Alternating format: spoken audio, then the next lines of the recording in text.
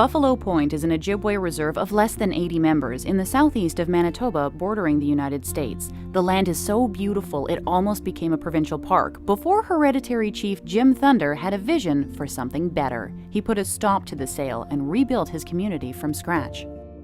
You know, very few people have the vision to stand in front of empty land and see something more. Even fewer people have the ability to do something about it, to get past all the obstacles, to get it done.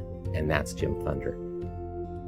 Buffalo Point was a traditional gathering spot and became a small reserve, but because it was so hard to get to and after a flood, the entire population dispersed before the 1930s. Today, it's a flourishing tourist destination in cottage country, featuring a golf course with plans for a hotel and conference center. The success of Jim Thunder's 25-year master plan is so great that the First Nation now has tens of millions of dollars in assets and is virtually self-sufficient.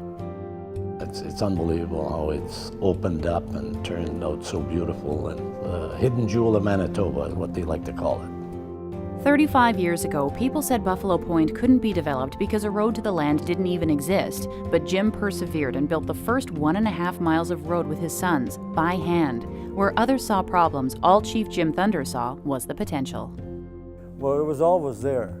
It's just that it had to be ignited by someone that would go after it, and that's what I did. I got 21 investors. I've hawked my car, my trailer, and my boat for $10,000, and that's what I used to develop this place.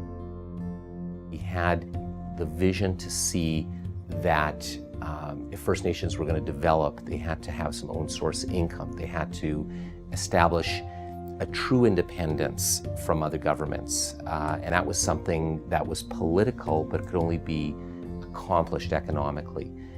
Jim saw that. The Lake of the Woods boasts some of the best fishing country around. The first few years saw the building of the road and the construction of a marina, which Jim ran for 24 years. The development continued from there.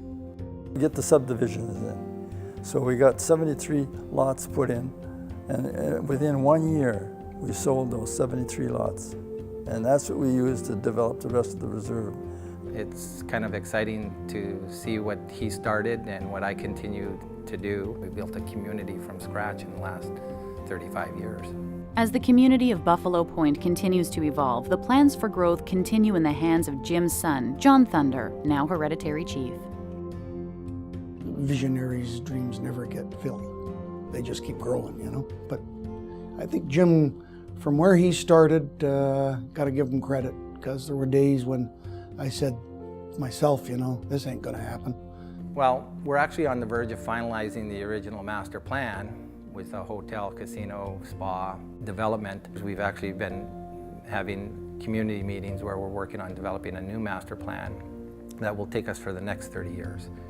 There are a few founding fathers, mothers of Aboriginal economic development in Canada, you know, in that you would put a Jim Thunder. I admire what this guy was thinking about. I admire what he did, period. Jim, gotta say, can't think of another guy that I'd rather have had a long relationship with than you, Jim. Be well, you and your family. I think that this opportunity of getting inducted into the Business Hall of Fame is something that you worked hard for, and I'm very proud of the fact that I'm your son and that I've been able to follow in your footsteps.